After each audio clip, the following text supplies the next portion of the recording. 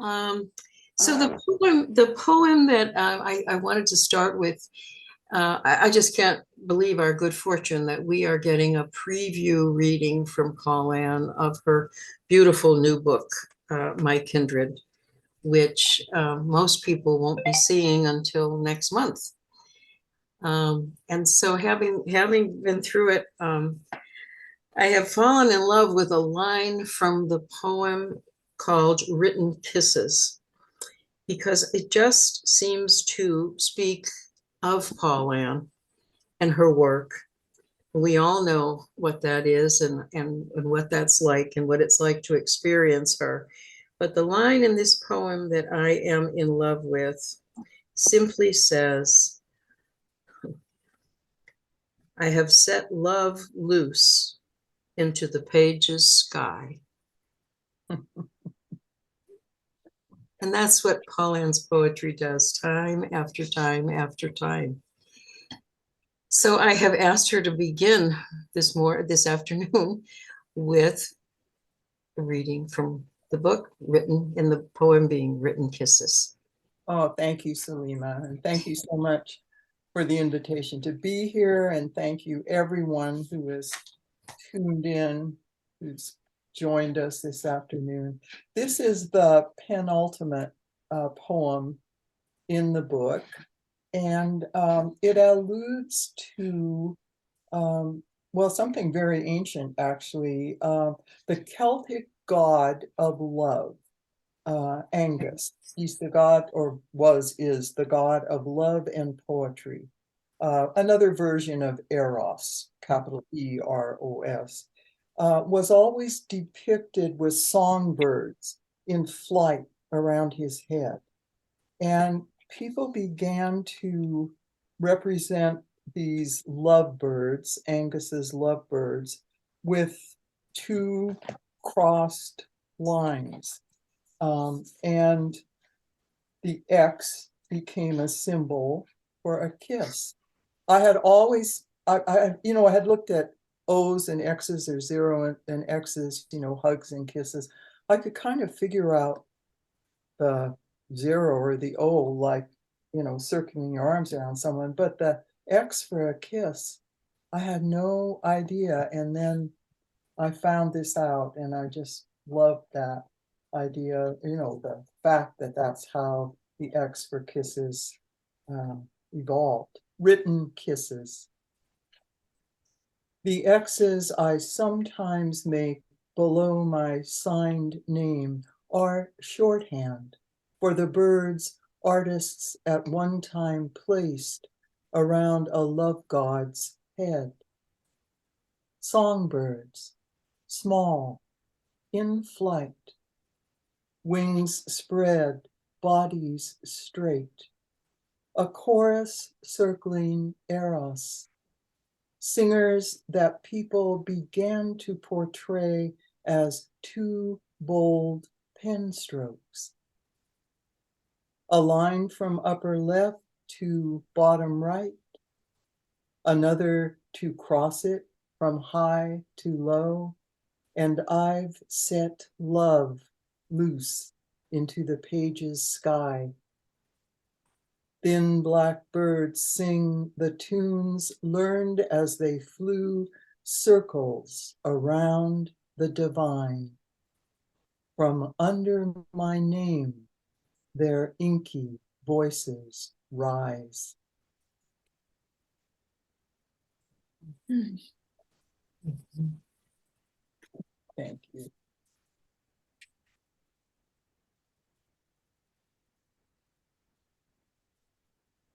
You just take it from here, Paulann. Whatever Okay. you want to share next is we're just ready. Well, as I say, that was from the almost the end of the book. This is the poem. I'm going to read the poem that opens the book. It's called Inhabited.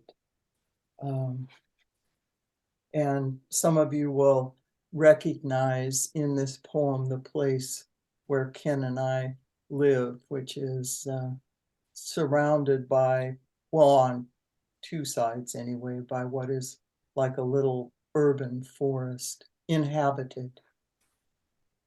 A big leaf maple imprints the pronged shape, the vein tracery of its deciduous leaf children into my eyes. Two barred owls call back and forth, posing a question off to my left, its answer far to my right. A sister who echoes my aging bones, the wind-swaled fir first moans, then creaks. What to do but invite them all to come and live here inside me? I taste tannin, smell resin in each outlet breath. My inner ear rings with the tongue of raptors. And in that fourth stanza of this poem I just read to you is really, for me anyway, the invitation that creates this book. A wide embrace of kinship with creatures, both animate and inanimate. So, and that kinship,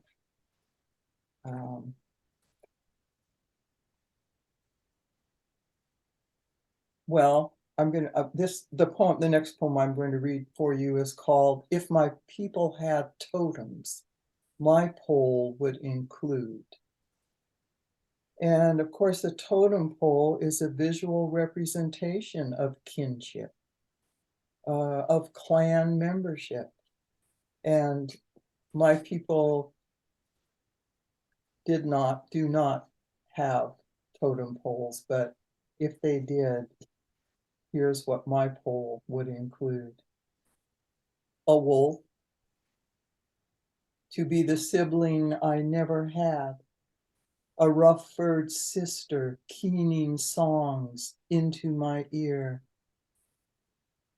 A hummingbird, because inside a tiny cotton-lined box, I keep the still perfect yet perfectly still body of a hummer who long ago flew into a window pane.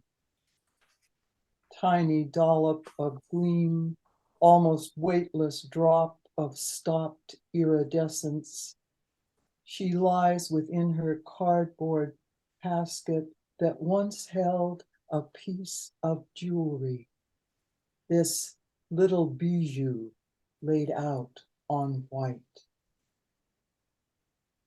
A swan, to remind me, ever the ugly duckling, of what I did not, will never become.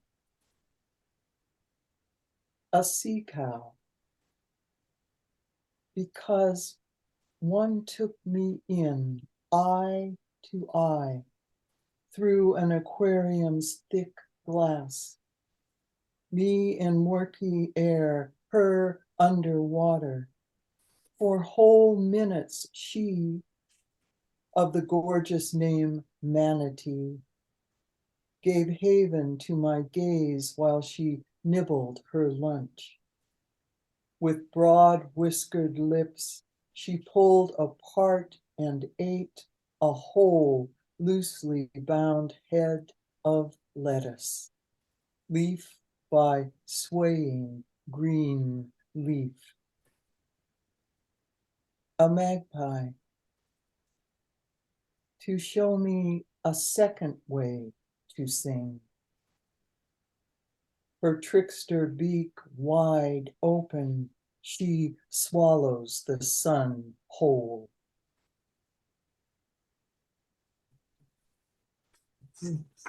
And maybe one more, talking about kinship and what I had, the wolf and the hummingbird and the swan and the manatee and the magpie and the fir trees and the owls so far. Oh, that's a pretty nice family, isn't it? I have no siblings. I was an only child. So my closest kin, my parents, are my parents and my children. And my parents have been both dead for quite a long time now.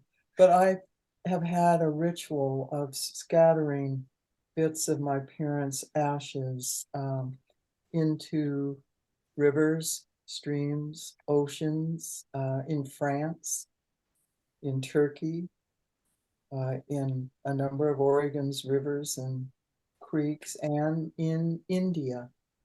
And this poem is about one of those instances when I scattered some of their ashes.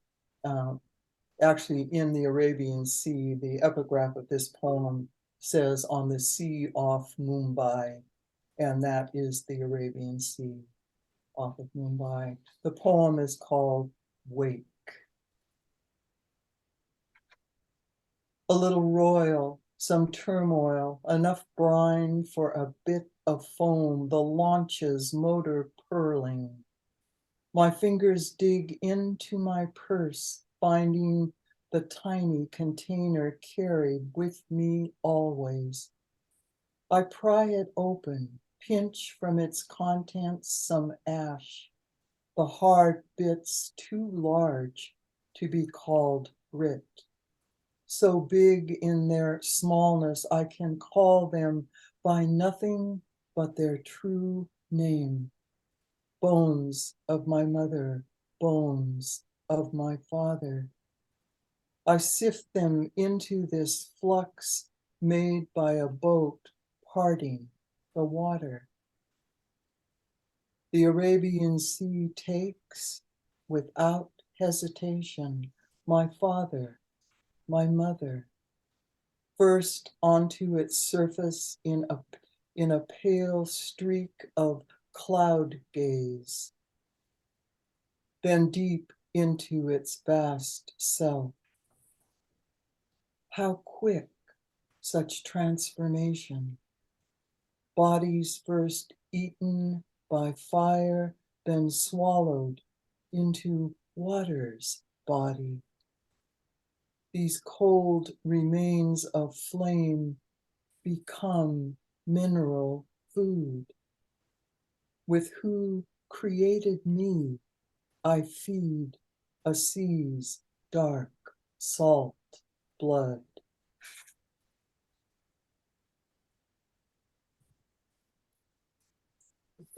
So I would love for this to be a point for some conversation, Salima. I know you're the boss of this show.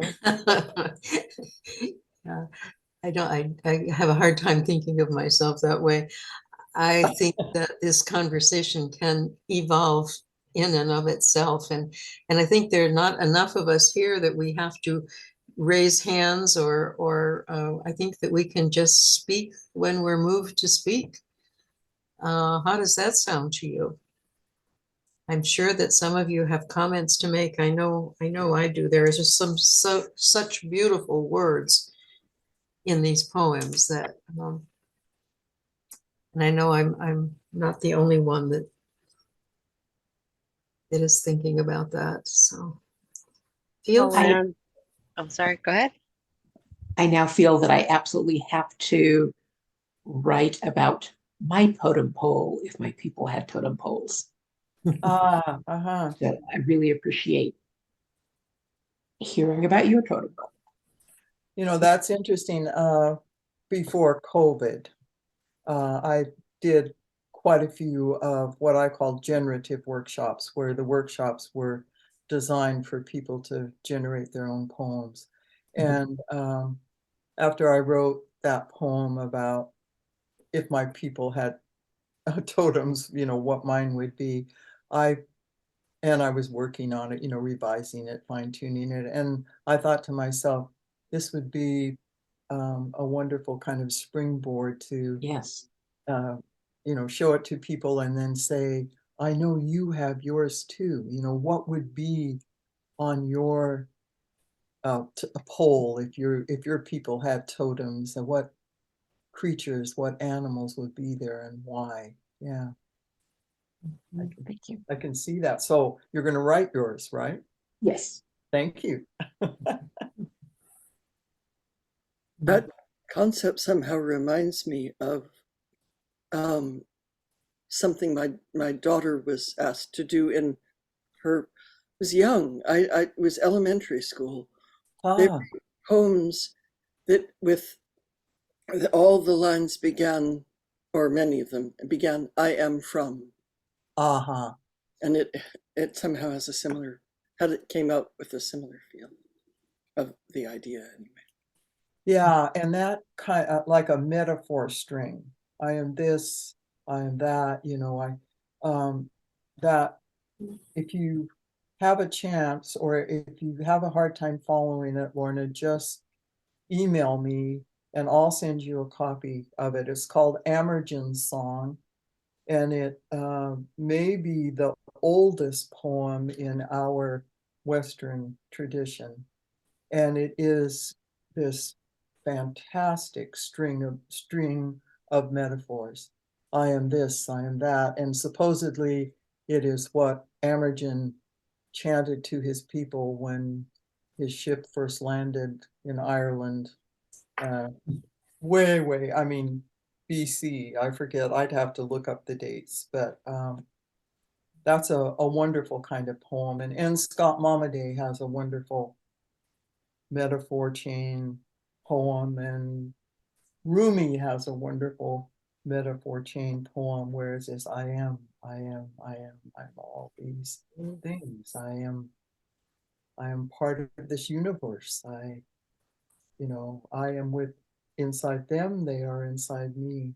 Yeah, that's a wonderful device for very young kids. And that's something I've used when I was doing workshops with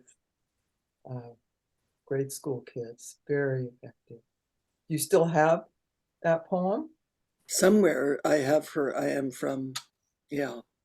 Like They, after the move, there are a lot of things I can't put my fingers right on, but well, no, but you got it it's somewhere. not gone.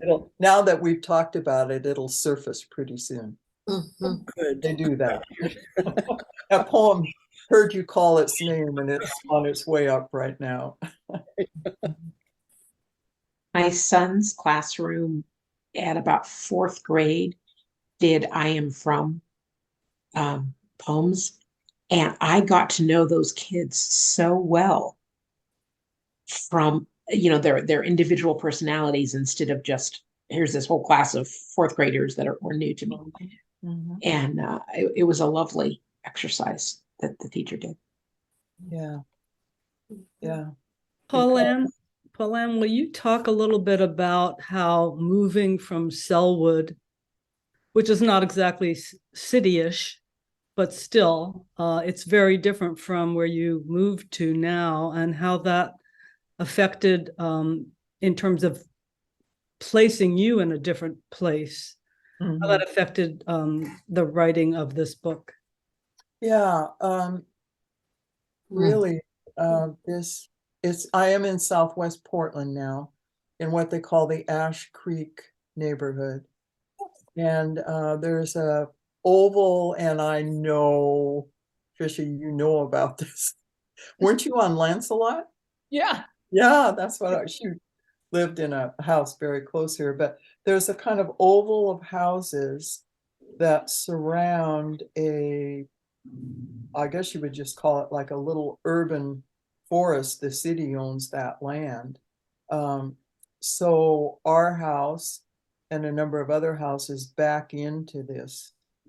And there are huge Doug firs here, huge maples. And the woman who owned this house before us, bless her 1,000 times, she planted so many wonderful trees on this lot. There's dogwood and live oak, a lot of things, a live oak is very unusual for this part of the world. That's a tree that's usually in the south, but there are two big live oaks here. There was a big eucalyptus that came down in a storm this winter, but anyway, these huge trees are a gift. I love them. And since I lived in Klamath Falls, I haven't been someplace where owls were so frequent and close, and it's wonderful to be in the company of owls, to hear them call, and all the songbirds we have here. But those trees are luminous beings, and I'm grateful every day they let me live in their midst. They're really lovely. So yeah, and there was a huge hemlock at the back of the lot where I lived in Selwood, but the houses were close together and quite visible to each other in Selwood, and so it's a very different feeling from what there is here. So yeah. So Paulann, I think many of us, or many poets, believe in or behave as if we get glimmers of the sentiency of plants, like the trees that you love, and the beingness of trees and plants. But I've been reading recently about the beingness of stones and Yes. rocks and Yes. boulders, and it's a little bit more of a stretch for me into the world of rock and stone. But tell me what you think. I What- believe that. I truly do. And I mean, you're right. I think it is maybe how we are made. It is easier for us to accept or to realize or to get a glimmer of that sentience, as you said. Easier with trees, with plants, with animals, maybe with water, than it is with stone. But I think that's just our limitation. I don't think that in any way, and for me anyway, it doesn't diminish that sense of everything being part of a living whole. In that crazy, wonderful movie, Everything, Everywhere, All at Once, Oh, yeah, there I is a haven't- scene in which there Oh, yeah. are two rocks, right, that communicate with one another. Ah, And yeah, so that just brings up another, the possibility, Tricia and Paulann, of the aliveness of what we think is inanimate. So it's a limitation of our perceptions, our ability to see. and now all of a sudden you saying that, Carolyn, I'm thinking about the fabulous tufa formations, which are at the heart of the Paiute country in Pyramid Lake. Has anybody been to Pyramid Lake in northern, I guess that'd be Nevada, or Nevada. Those, and once I saw them anyway, once I saw Pyramid Lake, I understood why that is the spiritual center of the Paiute nation, or Paiute people. Why that would be a spiritual center. Those rocks are, first of all, they're astonishingly beautiful, but there is a power there. That's all. There is a power that just makes you stand up and take notice. It's really quite Is wonderful. that a power that you don't find at Mount Rushmore? Don't find about what? At Mount Rushmore? Well, I've never been to Mount Rushmore, but the photographs that I've seen of it, I don't know, once we've sort of put our human overlay on things, that changes the nature of it quite a bit, doesn't it? So maybe Mount Rushmore is so impressive that I don't know. I've just seen photographs of it. It isn't. That's a funny Here's my great- analogy. Yeah, Well, there was no energy there in my perception. Yeah, and the native people whose land Mount Rushmore sits on have hated it forever. But if you go 30 miles down the road to the Crazy Horse Museum, that is a whole different energy. Mm. And the carving of Crazy Horse that is being made in that mountain is just, well, it's double, triple the size of Mount Rushmore, and it is so beautiful. And so- that carving has been in, or stone sculpture has been in process for decades, hasn't it? Yes, Yeah. yes. Well, but and also I'm thinking of sculptors, fine sculptors, and they talk to us, they tell us about how the marble, the stone, soapstone, whatever they're using, speaks to them about what needs to emerge from that stone. And if they are doing it right, if they're getting it right, then they're allowing that to emerge from the marble or the soapstone or whatever. Mhm. Oh, Paulann. the world is ineffable. I Ineffable. believe that. I believe that to be an absolute truth. Paulann, what I thought, I cover my rear end when I do that, don't I? I'm saying an absolute truth. It's ineffable, but it's just so much vaster and more marvelous than our human brains can begin to encompass. Paulann, what I thought from your poem, what really got me was the idea of your parents' minerals flowing away on the water. I mean, I could see it.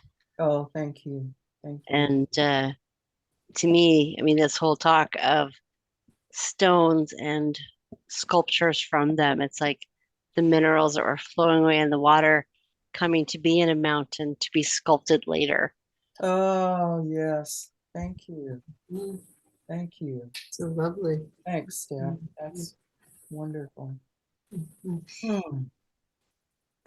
I'm thinking, Paulann, that you have in some, and I can't put my finger on it right now, but I know that in going through my kindred, I came upon some poems that talked about the mountains turning back to dust.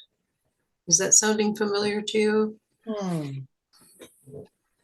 That may be in there. I don't think there's that kind of an image is, I'm not picking up on exactly what that poem would. And I'm not sure either. I'm just feeling the familiarity of it.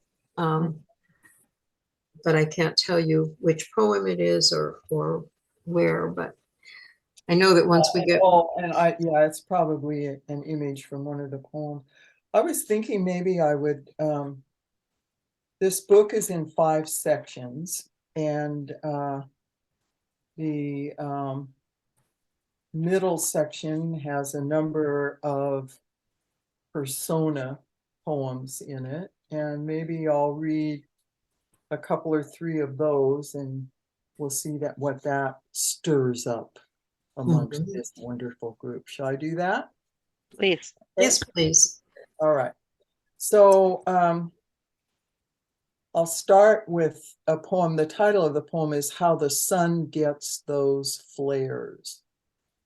And this poem is an alternative origin myth poem, explaining the origin of sun flares. And of course, we've all seen the photographs of those fabulous flares from the sun. How the sun gets those flares. Before you can hear any of this, you must first understand the sun is female.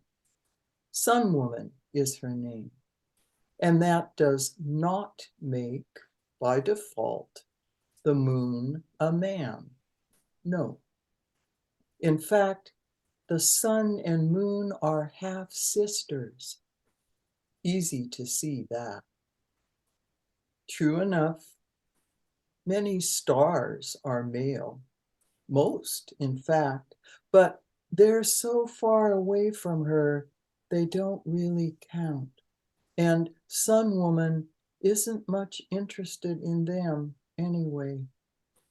Some time ago, she took a female lover, one who waits for her on the nether side. Each late afternoon, the sun inches down toward the horizon, nonchalant, as if she's merely listing westward. Once she touches the horizon line, she slips under, quiet-like. In minutes, she's gone. Any fool knows what happens next. She and her lover go at each other red-hot crazy. How could she possibly return at dawn unchanged? Good thing we can't watch what they're up to. We'd stare ourselves blind.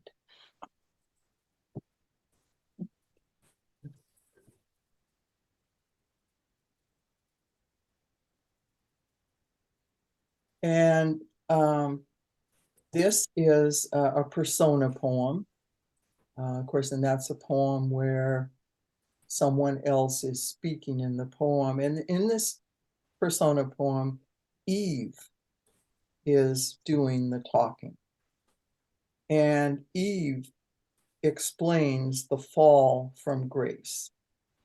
You know, when Adam and Eve fell from Eden. So this is Eve talking. It's called Eve Explains the Fall. From the start, most things were horizontal. I didn't have to reach up for the apple. Gleaming, it hung at eye level.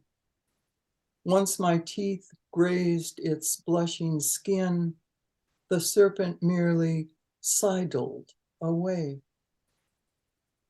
A level path led Adam and me out the garden gate. What's called the fall from grace was more a lateral move. One not up the stairs or down, but across the way. Not higher or lower, no, to the other side of the tracks. I pulled my worldly goods in the bed of a little wagon. I rolled my stuff from Eden to the forwarding address. The road was rocky, but I could see our route stretching out for miles. The only mention of falling came from Adam. That whole way, he nagged me to fall in step behind him.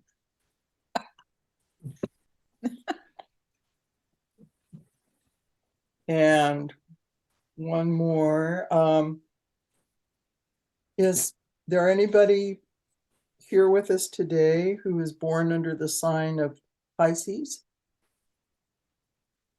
Not a one? Okay. Well, I believe that's about February 19th to March 20th. And of course, if you're born under the sign of Pisces, you are a Piscine, and that is the sign of the fish, the water sign, the sign of the fish. This poem is called a Piscine. She demands to be baptized again, this time like a believer of old. Not full immersion, but with drops of sweet water pressed into her brow by the fingers of a revered woman. Then, being washed clean, bathed in the promise of second chances, she'll don a skin of glittering scales, sport 5 gleaming fins.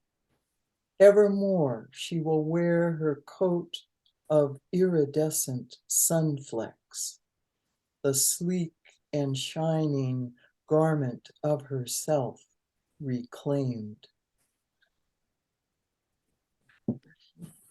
Ah, Pisces. thank you. Paulann, could I say something? Yes. I want it to be about how poetry means different things to different people. Yeah. My mother is a Pisces, Aha. and I do not get along with my mother. And you So- are. I'm a Taurus. Surprise. Yeah. So when you read that poem, I felt on one level, the beauty and the expression of it. And then, but when you said Pisces, I felt this undercurrent of, yes, slippery, this whole thing of, like what she really is like. And I really felt like in that moment, like that is sort of the beauty of poetry. It's like you said a thing that means what you mean, but to me, it meant something maybe totally different. So Of thank you. course. Thank you for that. Yeah, that's wonderful to know a Piscine as well as you do, and then to hear that poem and have that overlay of it. Yeah.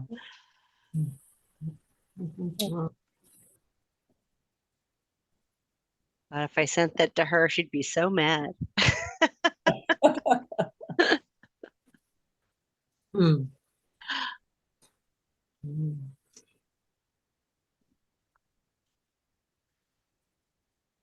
Yeah, I love that batch of poems that you just read. I know we can get your book from your website, right? Yes. Oh. Yeah.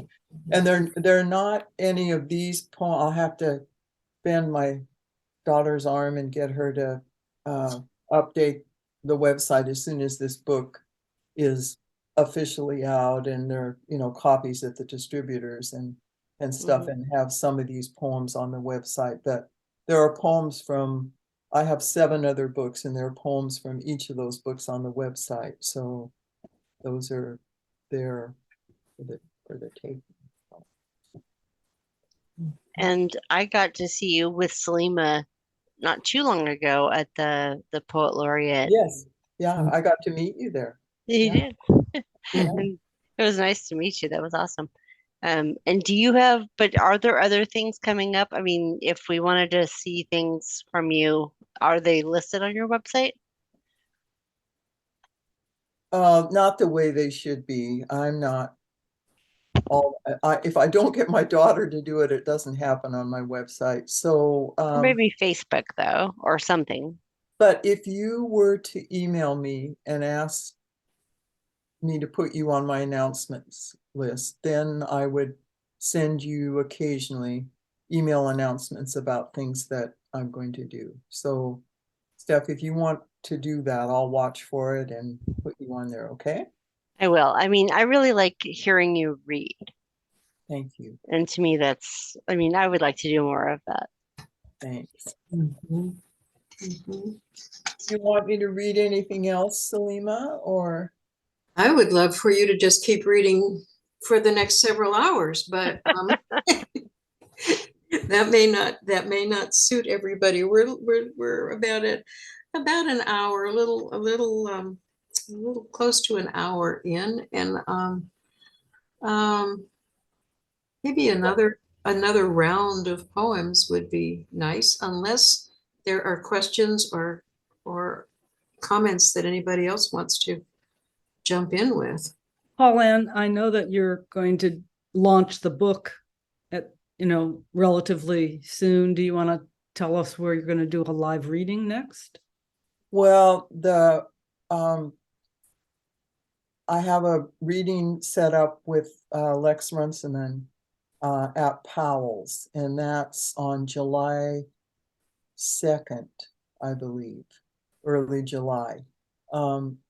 So there's that. I have a reading in Eugene that's coming up, but I am trying to be careful to not set up readings until I can be sure that the book will be available to bookstores, to get from the distributor. So I'm right at this point in kind of a little hiatus or holding pattern in terms of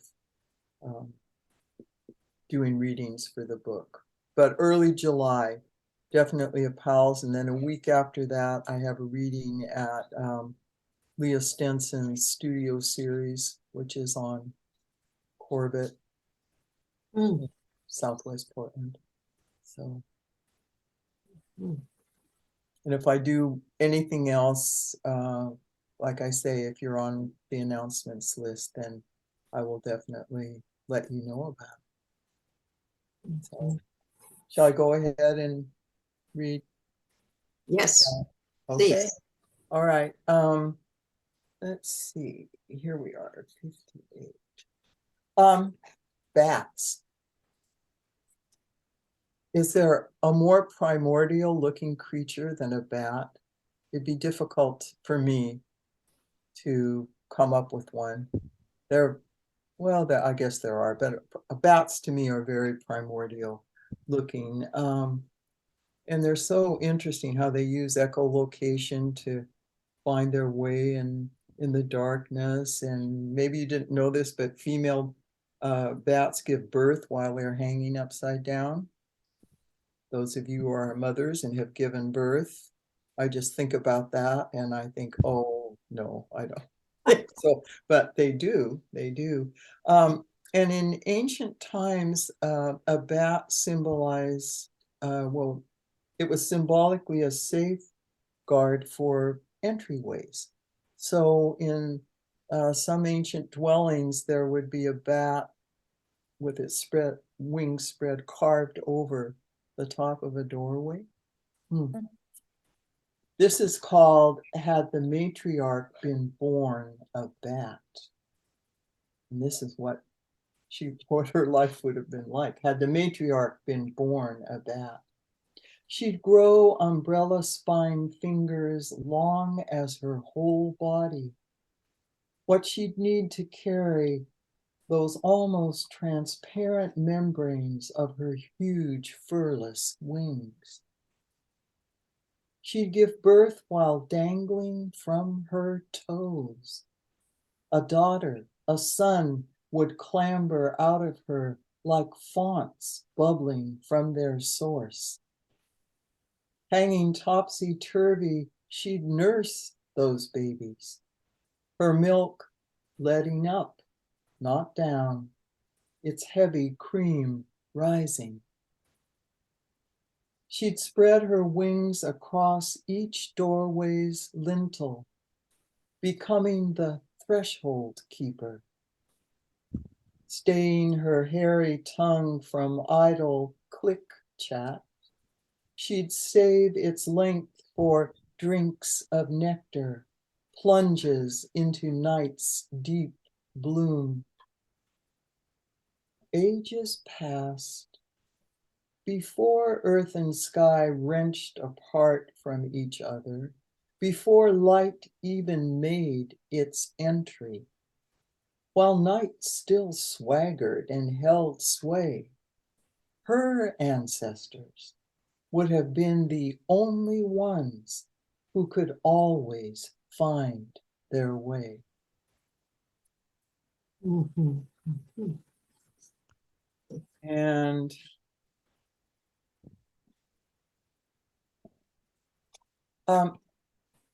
this is a poem about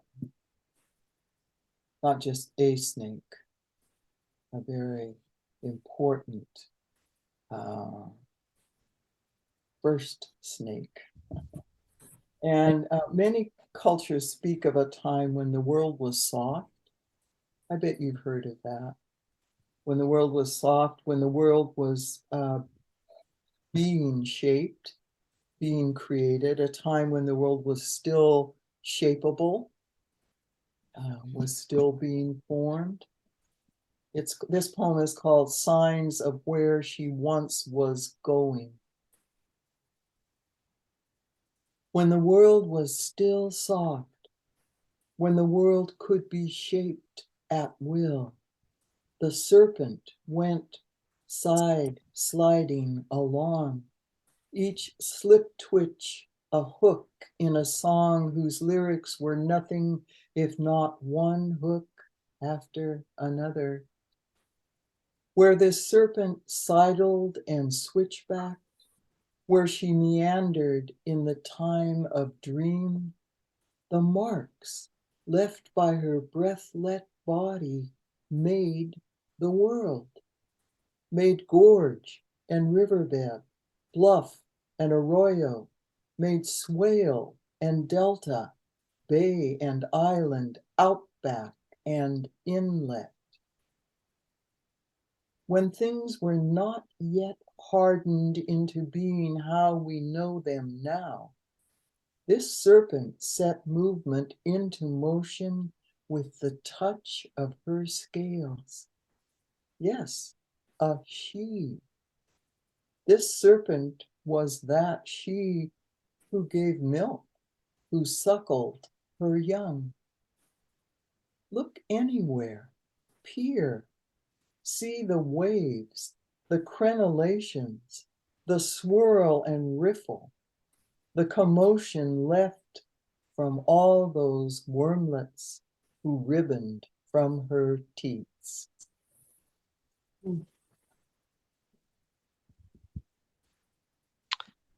And I spoke about the hummingbird being something that if I had a totem pole, a hummingbird would be on it. And this is a hummingbird poem. And there are certain cultures, these are South American cultures, I believe, where the people call a hummingbird little holy one. Now, isn't that just right? Don't those people have that just right? Little holy one. Anyway, this poem is called Piecework, as in Piece work, piecework. Hummingbird, you pulse and probe. Bloom by bloom, your needle beak stitches our world together. Fine overcast stitches taken deep within each flower's throat.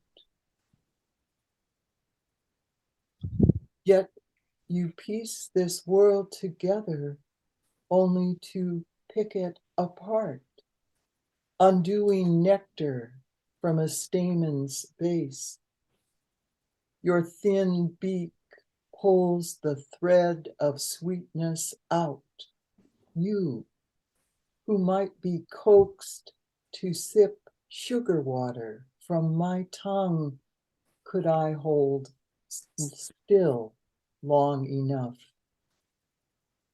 All too soon, my hummingbird, I will hold still long enough. Promise me you'll stitch my lips together, make of them a blossom closing. Mm. Thank you.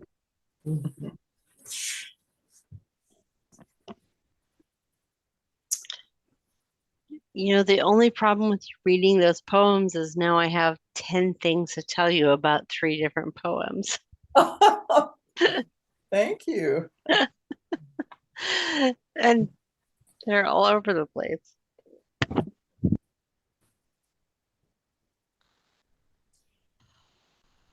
So do we have closing comments that we want to share with Paulann, other than to say thank you, thank you, thank you? Well, I just want to say it was an absolutely beautiful reading, and I loved always. Always love hearing you read, Paulann. But these poems are just, they feel like you're taking us to a whole other place. Thank you. And I just love them. I wanted to mention that, you know, at the Chinese garden, there are bats at the ends of the eaves. Yes, yes. Just to pick up on your bat poem. Yeah. Yeah. And yeah, that idea of them being guardians of that, isn't that wonderful? yes. And I just admire you so much for including bats and snakes and, you know, as well. I mean, it's pretty obvious one could love a hummingbird, you know, but bats, snakes, I mean, just beautiful. Thank you so much. Thank you, Ian. Thank you. Thanks for being here. Oh, my pleasure.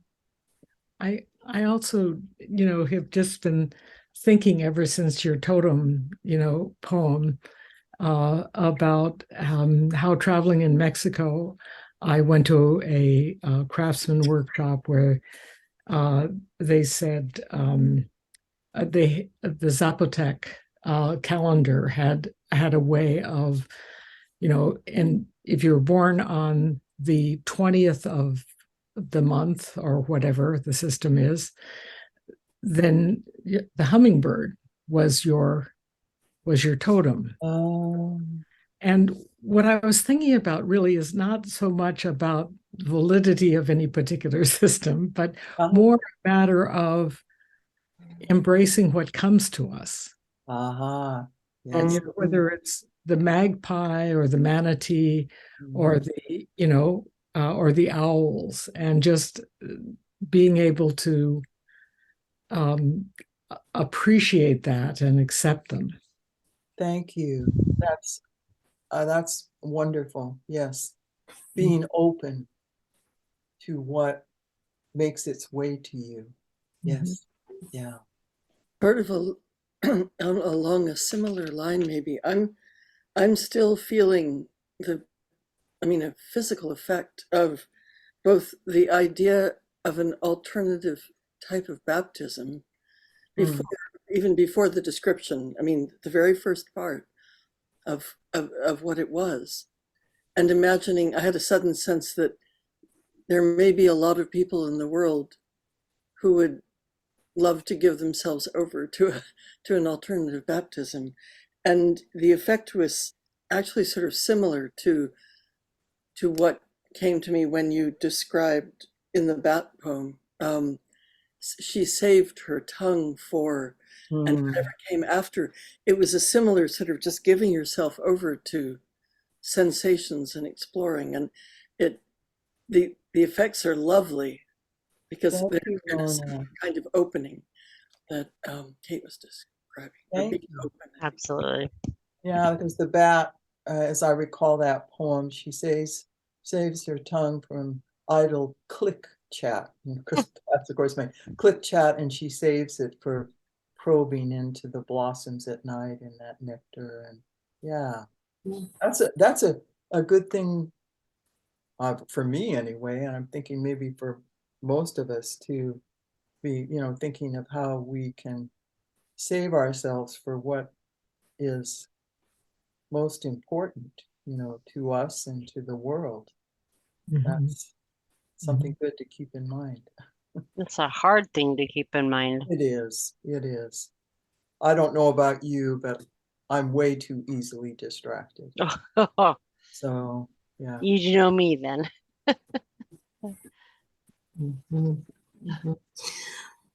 But to be easily distracted by someone like you, Paulann. That is a treat. It's a Absolutely. treat, and I will accept that distraction any day. So it This has, was amazing. yeah, it's been a joy to have you today and I feel so, as I said, privileged to be able to have a preview of your book and your reading, and to share it with all of you. Some of you that I haven't seen in a long time, some of you that I don't know at all. But I'm so pleased and so happy that we could do this. Thank you for doing this. Yeah, Really, and for creating the space. It's really Absolutely. Kate, Selena, I just wanted to say, thank you for arranging this time with Paulann, and also thank you for the link to the library. The library, the library, because I really enjoyed listening to Paulann Kim, and I'm not yet learning his name, but he's wonderful. Anis. Yes. Yeah. Anise. Oh, Anis God, Annie. Anise. Yeah. My gosh. Yeah. Yeah, In they- this So long it was- tradition. Oh, it was wonderful. delightful. I mean, to have three distinct personalities, three distinct different styles of poetry in one evening. It was a feast. It was a feast. So if you haven't had an opportunity to watch it yet, I know that Paulann has the link, and it's also on my website and just available to everyone. So. And as that segue, anyone here who has not gone to Selima's website, Selima is the woman, the rascal, who is putting these together, these conversations. If you want a notice of the next time this happens, just go to her website at selimamalden.net. I'm sure it's like in your emails. If not, like send me a question or her a question or Paulann a question. Selima is really sort of building this community, and these things happen there. So please subscribe there. She's really putting in a lot of work towards us. And if I had an agent, it would be Yes. I am unpaid. and she does. Yeah, she is responsible for my website. We wouldn't have. Thank you, Steph. So I believe that's the thing. thank you, everyone. And thank you, Paulann, so much. Yes. Thank you for your inspiration, Paulann. Yes. Pleasure. Thanks Yeah. to everyone. Now that you are also, now that we're both in our 80s, we have a thing That's me. going. Yeah, we have a thing going now. So hopefully we'll see you next year during National Poetry Month as well. Okay. And a lot in between. So take good care. Thank you. Blessings on all of us.